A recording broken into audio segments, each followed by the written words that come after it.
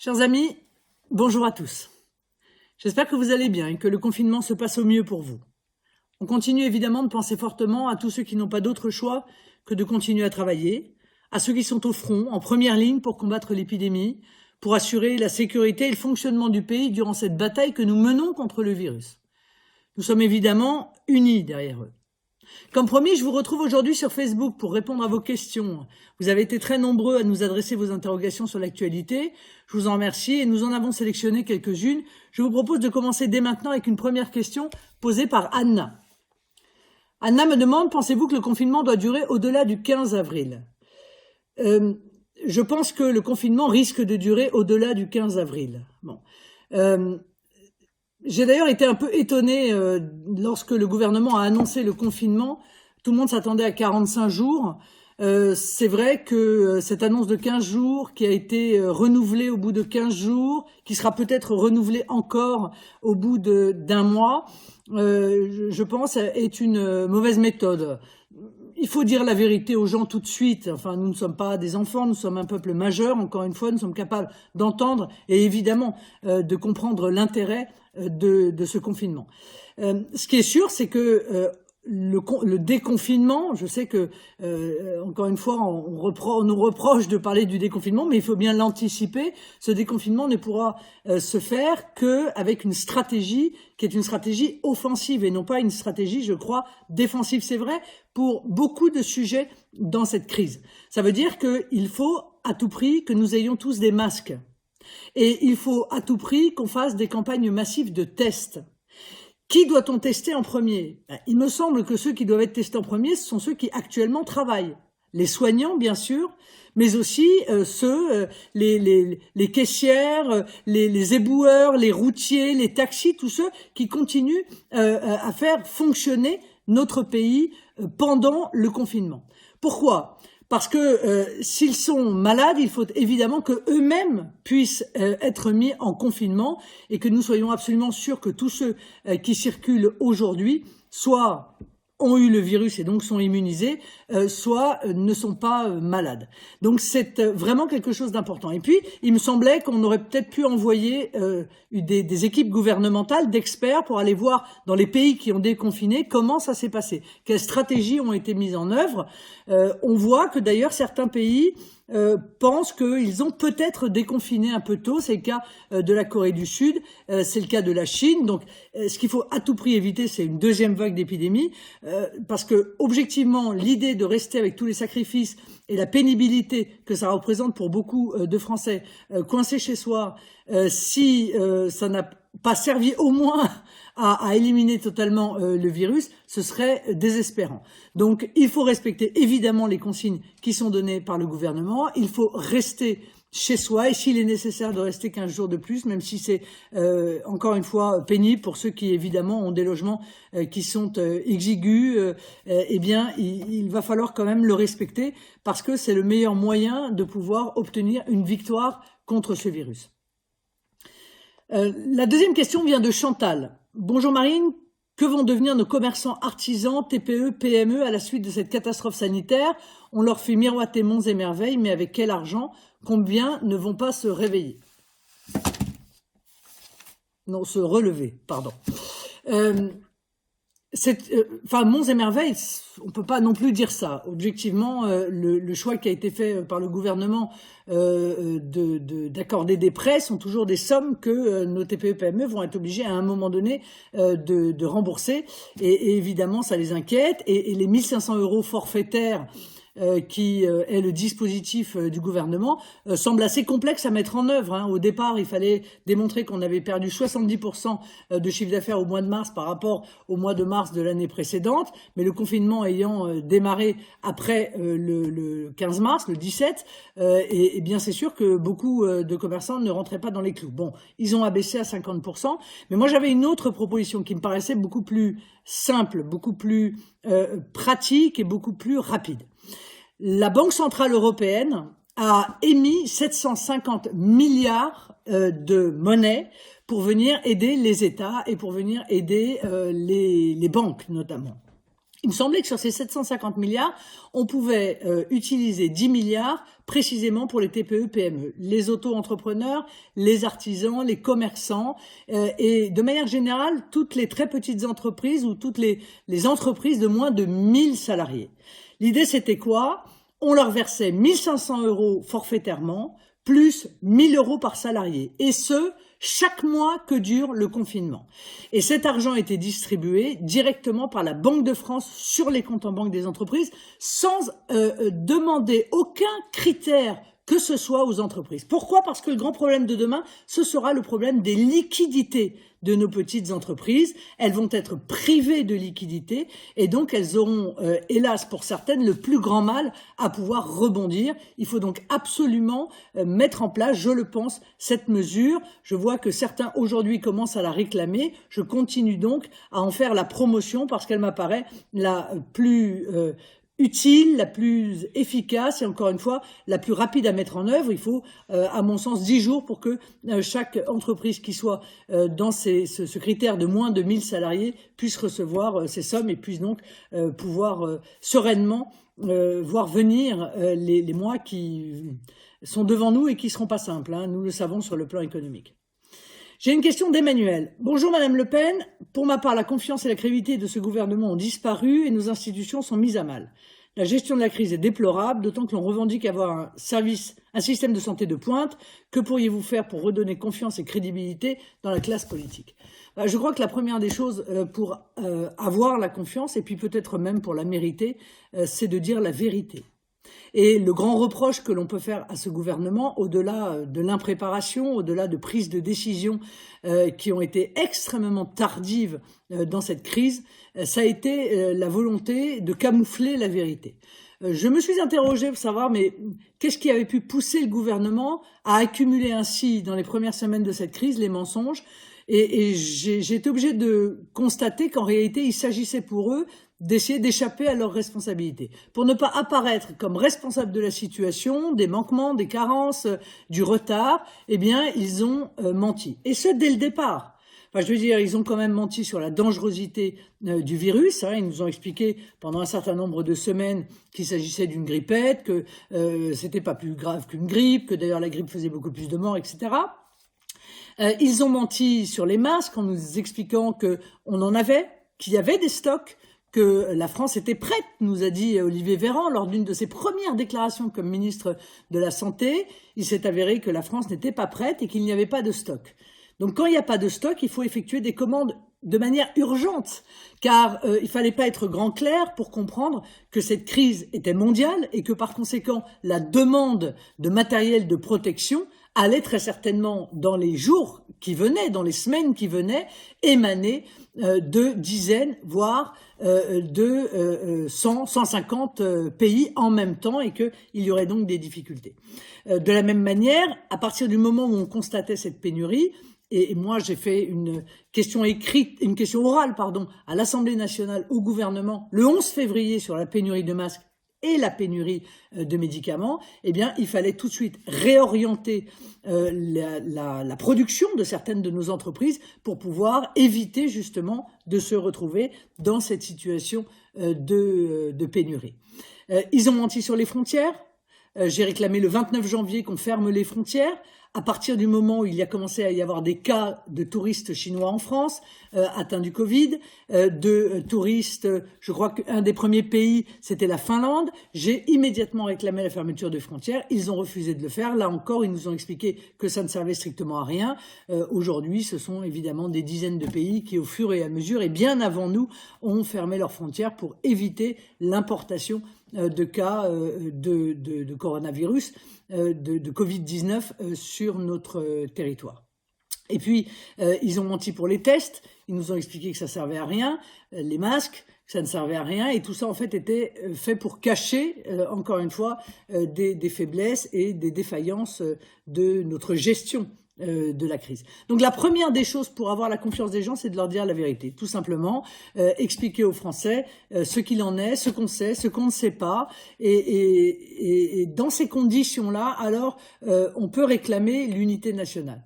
Moi, très clairement, le président de la République a réclamé l'unité nationale. J'ai dit que j'étais parfaitement d'accord pour jouer le jeu de l'unité nationale, mais pas autour des mensonges. Moi, je ne défendrai pas les mensonges. Je me sens obligé, comme responsable de l'opposition, de non seulement dire quand ça ne va pas, mais aussi de faire des propositions, ce que j'ai fait objectivement tout au long de cette crise. Il faut bien le dire, sans un grand succès, pour être tout à fait honnête, puisque je n'ai pas beaucoup été entendu, ou alors je l'ai été extrêmement tardivement. Vous savez, le général MacArthur disait deux mots résument toutes les défaites. Trop tard. Avoir su trop tard, avoir compris trop tard, avoir agi trop tard. Alors, ce qui est fait est fait.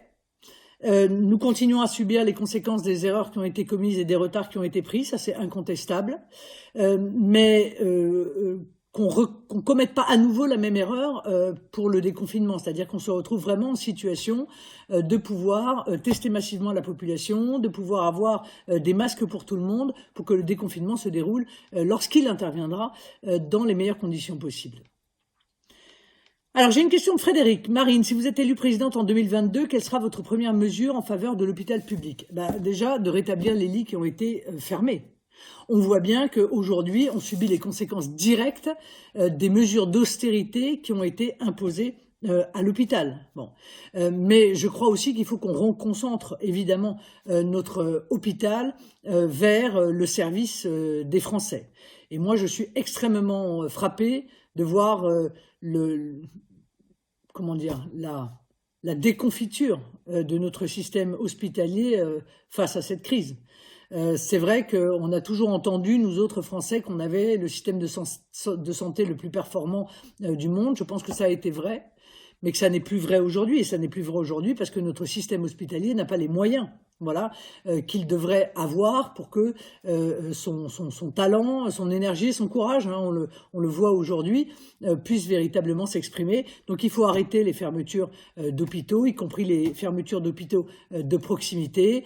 Il faut qu'il y ait incontestablement un meilleur travail entre le privé et le public. On voit que dans certains départements, très rapidement, les cliniques privées, par exemple, ont été interpellées et ont travaillé avec le public, mais dans certains autres départements, pour des raisons idéologiques, eh bien, les cliniques privées ont été laissées de côté. Et on a lu des appels dans la presse de cliniques privées disant, écoutez, vous êtes submergés, vous êtes saturés, on ne comprend pas, nous on est les bras ballants, l'arme au pied, et on attend qu'on fasse appel à nous. Donc il faut là encore véritablement renforcer la médecine privée, les médecins de ville qui ont un rôle essentiel à jouer et qui n'ont peut-être pas été là non plus sollicités comme ils auraient dû l'être, les cliniques privées. Et puis il faut vraiment renforcer notre hôpital public, il faut réouvrir des lits, encore une fois, qui ont été fermés lorsque Emmanuel Macron était notamment ministre de l'économie, parce que la santé, on s'en rend compte pendant cette crise, est quand même un bien extrêmement précieux, et ça n'est pas un bien comme un autre. Voilà, ça n'est pas quelque chose qui doit être systématiquement soumis au concept de rentabilité. Une question de Christelle. On a beaucoup vu l'Union européenne taper sur les doigts de certains États parce qu'ils voulaient fermer leurs frontières pour ralentir la diffusion du virus, mais elle n'a rien fait d'autre, et nous sommes aujourd'hui obligés d'implorer la Chine de nous livrer des masques. Que pensez-vous du rôle de l'Union européenne? Que peuvent faire nos élus? Écoutez, l'Union européenne, elle a clairement été totalement inexistante dans cette crise. Et même, si je puis me permettre, les premières consignes qu'elle a données ont été des consignes néfastes, nocives, puisqu'elles ont consisté à dire surtout, ne prenez aucune mesure pour limiter la circulation des personnes. Enfin, je veux dire, c'est une consigne folle.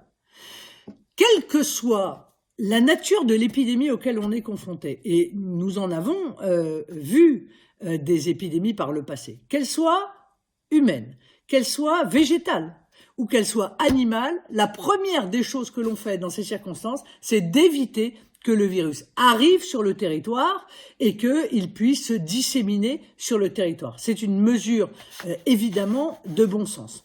Eh bien, l'Union européenne, par idéologie, parce qu'elle ne voulait pas renoncer à son dogme de la libre circulation, a lancé des consignes qui étaient des consignes inverses. Dieu merci, un certain nombre de pays ne les ont pas respectées, mais nous, la France, nos dirigeants, qui veulent toujours être les premiers, les meilleurs élèves en fait de la classe de l'Union européenne, eh bien, ont respecté ces consignes et nos frontières sont restées ouvertes très longtemps, comme celle d'ailleurs, il faut le dire, de l'Italie, avec peut-être la justification du fait que nos deux pays sont aujourd'hui très touchés par ce virus. Quant aux structures de l'Union européenne qui auraient dû fonctionner, enfin je pense à la plateforme européenne Prépare, préparation aux épidémies émergentes, qui est censée être là pour faire de l'information, de la mobilisation et de la réponse, rien. Je veux dire, ça fait partie, on s'en rend compte, je veux dire, des veaux gras qui, en réalité, en situation de crise, n'ont servi absolument à rien. Or, quand on s'appelle Prépare, on prépare. C'est-à-dire qu'on voit où peuvent être, évidemment, les problématiques de pénurie. On aurait pu, en amont, dès mi-janvier, peut-être même début janvier, s'intéresser précisément aux pénuries qui risquaient d'arriver dans les quelques semaines qui viennent et qui ont des conséquences très lourdes pour la santé de nos compatriotes. Je pense à le CDC, rien, le Centre européen de prévention et de contrôle des maladies. Alors eux, c'est la météo de la Corée du Nord, quoi. Aujourd'hui, il pleut. Oui, d'accord. Donc, ils commentent, ils donnent les chiffres des morts, des contaminés, mais c'est pas ça, encore une fois, qu'on attend d'une structure telle que celle-là. Donc, vraiment, inefficacité totale, inutilité totale de l'Union européenne dans cette crise. Et puis, posons-nous la question. Après tout, l'Union européenne, on nous l'a vendue en nous disant que que c'était utile pour faire une puissance industrielle de l'Europe, pour que l'Europe soit indépendante vis-à-vis d'autres grandes puissances. Mais rien, zéro, comme vous le dites, on est obligé d'en appeler à la Chine pour se faire livrer des masques. On a absolument pas une Europe industrielle ou une Europe puissance. On s'aperçoit même du contraire, c'est-à-dire que l'Union européenne a contribué à la désindustrialisation massive de nos pays respectifs et à notre dépendance terrible, y compris sur des sujets qui sont des sujets essentiels en cas d'épidémie, comme la fabrication de blouses, de surblouses, de gants, de masques, de respirateurs et de médicaments. Et de médicaments. Enfin, je veux dire, là encore, l'Union européenne, par la politique ultralibérale de libre-échange qu'elle a défendue pendant des années, a poussé les États aux délocalisations, a poussé les États à transférer leur industrie, y compris pharmaceutique, dans des pays à bas coût de production. On voit les conséquences aujourd'hui où le gouvernement annonce que les hôpitaux pourront utiliser des médicaments vétérinaires pour soigner les Français. Très sérieusement, il faudra quand même à un moment donné faire le bilan à la sortie de cette crise des erreurs terribles qui ont été faites par l'Union européenne et des conséquences terribles de ces erreurs sur la santé de nos compatriotes, mais aussi, somme toute, sur nos économies. Parce que ce bilan-là, il n'est pas encore fait, mais croyez-moi, il risque d'être très dur. Une question de Donovan. Marine, que pensez-vous des dernières déclarations d'Emmanuel Macron sur la souveraineté et la nécessité de produire beaucoup plus de choses en France? Cela fait plusieurs années que le RN défend ces idées. Je suis écœuré de voir nos soignants sont à court de matériel. Aussi, quand les masques de protection vont-ils arriver? Alors, je vais commencer par votre dernière question, très, très intéressante question. On n'en sait rien, puisque là encore, on a eu des promesses qui n'ont pas été tenues. Chaque jour, pendant presque 10 jours, le ministre de la Santé venait, ou M. Salomon venait pour nous dire les masques arrivent, ils arrivent demain, ça y est, ils sont là, vous allez voir, ils arrivent. Bon. Et puis en réalité, on s'aperçoit que c'est beaucoup plus compliqué que cela. Là encore, à la sortie de la crise, il faudra voir quand les commandes ont été passées. Auprès de qui elles ont été passées? Est-ce que le gouvernement a fait le choix, qui à mon avis n'est pas un bon choix, de mettre tous ses œufs dans le même panier? Mais ce qui est sûr, c'est que nos soignants, au moment où je vous parle, n'ont toujours pas le matériel qu'ils attendent. Et que le gouvernement a changé d'avis et aujourd'hui considère que même des masques fabriqués à la maison, ça vaut mieux que pas de masque du tout. Moi, j'ai posé une question écrite de mémoire, je crois que c'était vers le 23 février, au ministre, justement, pour savoir quand avez-vous commandé les masques, pour quel montant, combien, auprès de qui et quand est-ce qu'ils seront livrés? J'ai jamais eu de réponse. Bon, un jour ou l'autre, on l'aura cette réponse quand même. Mais pour l'instant, je n'en ai pas. Alors, sur la souveraineté et la nécessité de produire beaucoup en France, moi je me réjouis de voir Emmanuel Macron changer radicalement d'opinion sur ce sujet, parce qu'il a défendu quand même exactement l'inverse pendant des années, depuis qu'il est président de la République, mais également, depuis quand il était ministre de l'économie et même conseiller de François Hollande. Moi, j'aurais bien aimé que, accompagnant ce revirement total, il y ait quand même un mea culpa. Parce que s'il n'y a pas de mea culpa, j'ai un doute en ce qui me concerne, et je pense que vous avez le même que moi, sur la sincérité, en fait, de cette déclaration. Je pense que la première des choses qu'il aurait dû dire, c'est pardon. Je me suis trompé, voilà, je viens vous dire que j'ai commis une erreur, je me suis trompé, que le fait d'avoir contribué à détruire l'industrie française et de nous avoir mis en situation d'une telle soumission par rapport aux importations étrangères a été une erreur. Tant qu'il ne dit pas cela, et tant qu'il ne dit pas non plus qu'il va, compte tenu de cette prise de conscience, semble-t-il, s'opposer maintenant de la manière la plus ferme qui soit à l'Union européenne, qui continue à nous vendre sa soupe ultralibérale, continue à refuser le protectionnisme intelligent, continue à refuser le patriotisme économique, j'ai pas vraiment de raison de penser que Emmanuel Macron a radicalement changé d'avis. Je pense que, je crains en tout cas que cette déclaration soit opportuniste, c'est-à-dire corresponde en réalité au moment et plutôt qu'à une conviction sincère qui durera dans le temps. Une question de Annick. Que pensez-vous du docteur Didier Raoult, de ses travaux sur la chloroquine que beaucoup de pays utilisent déjà? Cette affaire nous plonge dans un abîme de perplexité. Sérieusement. Moi, j'ai aucune connaissance médicale. Par conséquent, je ne sais pas si ce traitement est efficace ou n'est pas efficace. Ce qui est sûr, c'est que j'ai entendu le docteur Raoult et beaucoup d'autres nous expliquer une chose assez simple à comprendre. L'association de ces deux médicaments n'est utile qu'en début de symptômes. C'est-à-dire que l'objectif, c'est d'abaisser la charge virale chez les patients, et donc plus tôt les patients le prennent après le déclenchement des symptômes, et plus il y a de chances que cette association de deux médicaments soit utile, parce qu'il fait baisser cette charge virale et donc il évite en fait l'aggravation des cas. Et donc les réanimations qui suivent et en dernier lieu les intubations. Partant de là, le gouvernement a fait le choix de faire des études, mais de manière tout à fait incohérente, insensée.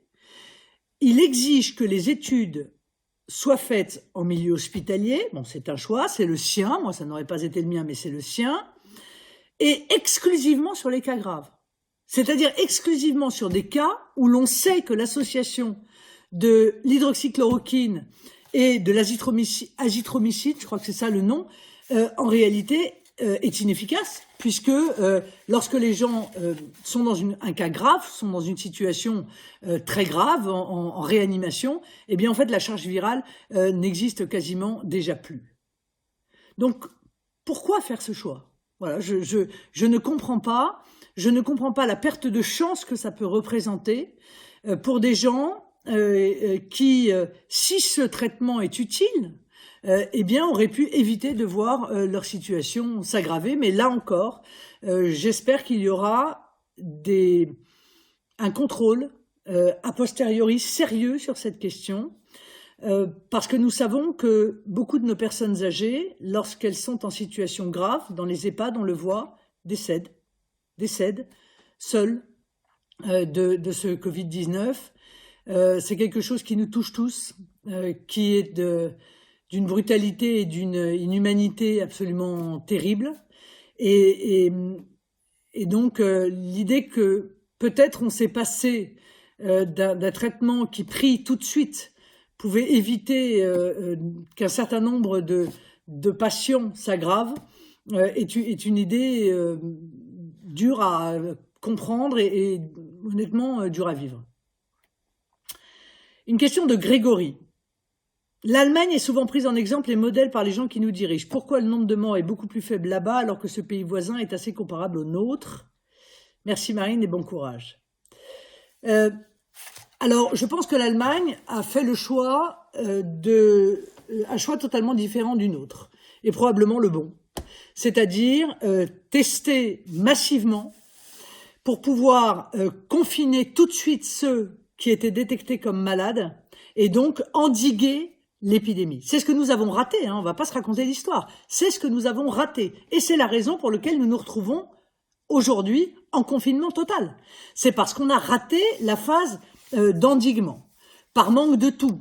Voilà. Vous vous souvenez qu'au début, on nous a expliqué que lorsque vous aviez des symptômes, vous deviez appeler le 15 et que vous seriez testé. Et puis au fur et à mesure, je ne sais pas exactement quand d'ailleurs, je n'ai pas vu passer d'instructions officielles, eh bien, lorsque vous appeliez le 15 avec des symptômes, eh bien, le 15 vous disait que vous ne seriez pris en charge que si vous étiez en insuffisance respiratoire. Et que donc, il fallait appeler votre médecin. Alors qu'au départ, on nous avait expliqué qu'il ne fallait pas aller les voir. Bon, tout ça a été quand même relativement flou. Mais ce qui est sûr, c'est que l'intérêt du test massif, c'est de découvrir quelle est la chaîne de contamination. On teste tout le monde, ceux qui sont malades, on voit les personnes qu'ils ont rencontrées, on teste les personnes qu'ils ont rencontrées dans les 10 ou 15 derniers jours, éventuellement on les confine en attendant de voir s'ils développent eux-mêmes le virus ou pas. Et ça permet quand même de se retrouver dans la situation de l'Allemagne. Voilà, dans la situation de l'Allemagne qui est meilleure que la nôtre. Alors, pourquoi ont-ils moins de décès? Alors là, j'ai une petite réserve parce que je crois savoir que l'Allemagne ne compte les décès du Covid-19 que s'il n'y a pas de ce qu'on appelle de comorbidité.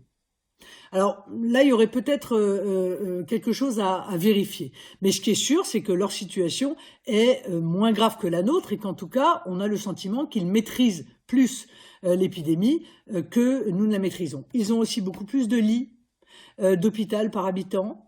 Et donc, ça aussi, ça joue. Parce que plus on a de lits pour soigner, et évidemment, mieux les malades, bien sûr, sont pris en charge. Il semble avoir des masques, il semble avoir des tests, toutes choses par ailleurs dont nous sommes, en ce qui nous concerne, absolument démunis. Alors, une question de Fanny. J'habite dans le Nord. J'ai voté pour le RN aux européennes l'année dernière, mais je ne suis pas allée voter pour le parti aux élections municipales par peur du virus. Quand aura lieu le second tour? Vont-ils annuler le résultat du premier tour? Il est sûr qu'il y a beaucoup de gens, beaucoup de Français qui ont eu peur d'aller voter. Ça, c'est une certitude. En ce qui nous concerne, ça nous a beaucoup frappé. Hein, ça, on a vu des études d'opinion. 55% des électeurs du Rassemblement national n'ont pas souhaité aller voter au municipal parce qu'ils craignaient pour le coronavirus. C'est vrai aussi qu'on n'a pas donné, le gouvernement n'a pas fait transmettre aux assesseurs, aux présidents de bureaux de vote, les protections qui étaient nécessaires. Et on s'est retrouvés, nous-mêmes, et tous les partis politiques d'ailleurs, hein, avec des élus, avec des assesseurs qui sont tombés malades et pour certains qui sont tombés gravement malades. Le choix qui a été fait, c'est de valider les élections dont le premier tour qui ont été acquises au premier tour. C'est-à-dire, si le maire a été élu dès le premier tour, on considère que l'élection est acquise. Il n'en demeure pas moins qu'on peut s'interroger sur la sincérité, quand même, fondamentalement, d'un scrutin où beaucoup de gens ont été privés de voter par peur. j'avais d'ailleurs demandé avant les élections, je m'étais d'ailleurs étonné avant les élections, que le gouvernement n'ait pas mis en place une grande campagne d'information sur les procurations.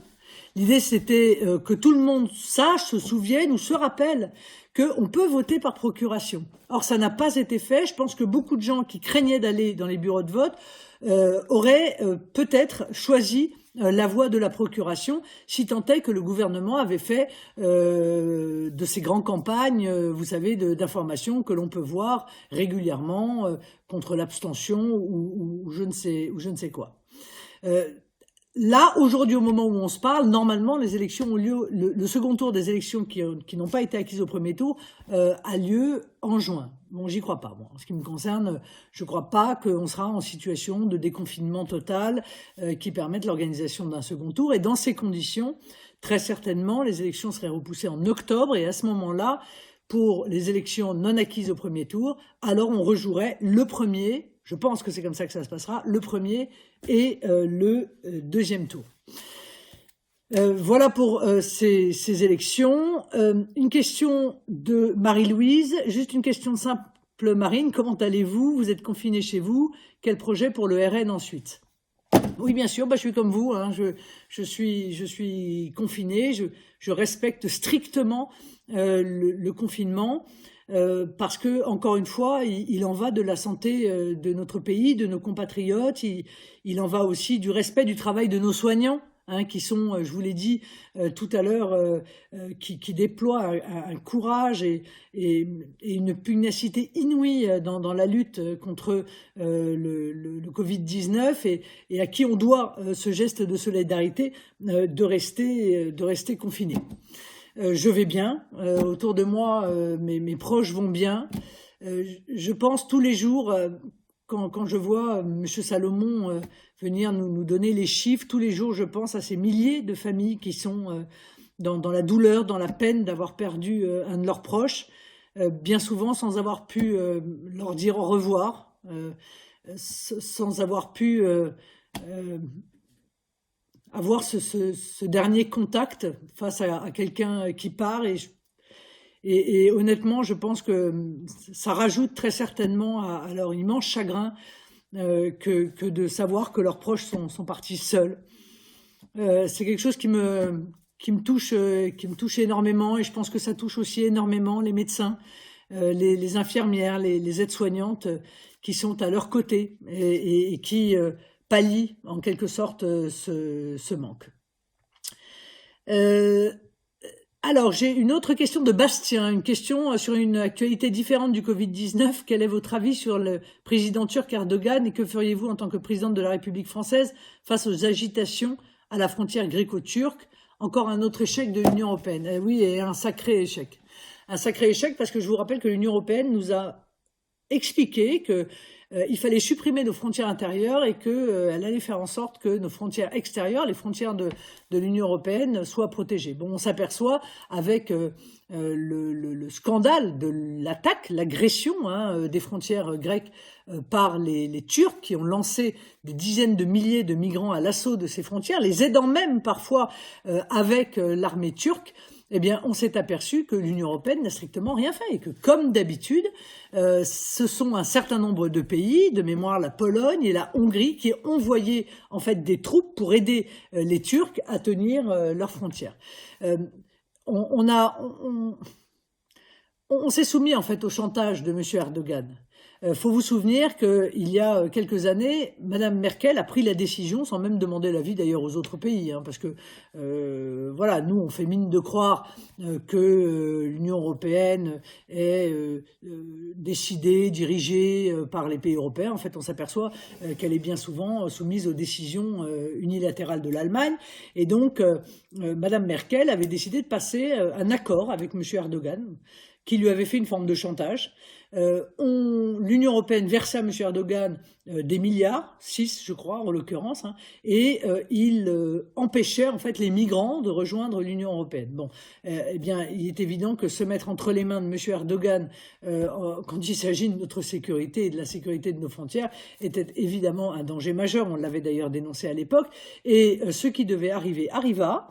M. Erdogan, eh bien maintenant se sert de cela en toutes circonstances pour opérer un chantage, et c'est la raison pour laquelle, mécontent du comportement des pays européens face à ces agitations en Libye, en Syrie, eh bien, a ouvert les frontières et lancé encore une fois des milliers de migrants. Donc je pense qu'il faut d'abord retrouver la maîtrise de nos frontières de manière définitive maintenant. Nous devons savoir qui entre chez nous, qui se maintient chez nous. Nous devons avoir la liberté de décider quels sont les critères que nous mettons en place pour accepter que les gens viennent ou que les gens restent. Ça, c'est la première des choses. Et puis urgemment, si cette pression sur la frontière grecque continue, il faut aller aider les Grecs. Voilà, il faut envoyer une partie de nos troupes pour aller aider les Grecs à tenir ce qui, en l'état, représente une partie de notre frontière, puisque, en l'occurrence, nous n'en avons plus et que les nôtres continuent à être ouvertes, même si on vous dit l'inverse. Bon. Parce que moi, j'ai des témoignages tous les jours, on nous dit la frontière est fermée, j'ai des témoignages tous les jours de gens qui me disent mon fils est rentré de Malaisie en avion, aucun contrôle, des gens qui me disent je suis rentré d'Espagne en plein confinement, j'ai passé la frontière, absolument aucun contrôle. Donc on s'interroge de savoir quelles mesures en réalité sont véritablement prises pour préserver nos frontières en ce moment. J'ai une question de Louis. Bonjour Marine, il avait été annoncé il y a quelques semaines que le RN avait pour intention de relancer un emprunt auprès des Français devant l'impossibilité d'avoir des prêts de la part des banques. Est-ce toujours d'actualité? Oui, bien sûr. Alors évidemment, l'actualité terrible du coronavirus a fait un peu passer cet aspect, évidemment, d'ailleurs, et c'est normal, au deuxième plan, mais nous avons lancé un emprunt, un grand emprunt national, on l'a appelé Grand Emprunt National, et il est d'ailleurs en place sur le site grandempruntnational.fr, où l'on peut prêter effectivement au Rassemblement national pour pouvoir l'aider à faire face aux échéances à venir, y compris d'ailleurs aux échéances municipales qui se dérouleront très certainement au mois d'octobre prochain. Et je remercie ceux qui, d'ores et déjà, nous ont prêté au travers de ce grand emprunt national, de l'avoir fait, parce que c'est important évidemment pour nous d'avoir cette liberté, cette marge de manœuvre. Voilà mes chers amis, j'espère avoir répondu à une grande partie de vos questions. Évidemment, le sujet est vaste, on pourrait rester ensemble plusieurs heures pour en aborder l'intégralité des aspects. Nous referons évidemment cet exercice, je le souhaite régulièrement pour que je puisse répondre directement à vos interrogations, peut-être vous apporter des éléments d'information quand j'en ai, mais je vous avoue que j'en ai pas beaucoup plus que vous. Certaines réunions sont organisées avec notamment le Premier ministre et tous les chefs de parti, mais nous n'avons pas beaucoup plus d'informations, il faut être honnête, que ce que nous pouvons lire et les uns et les autres dans la presse. Donc je vous souhaite bon courage pour ce temps qui nous reste avant de pouvoir nous retrouver. Restez chez vous. Respectez le confinement, il en va encore une fois de votre santé, il en va de la santé de nos proches, il en va de la solidarité que nous devons aux soignants, à ceux qui combattent pour la vie et pour la santé de nos compatriotes. À très bientôt, je le souhaite, je l'espère, et j'espère vous retrouver tous en bonne santé. Au revoir.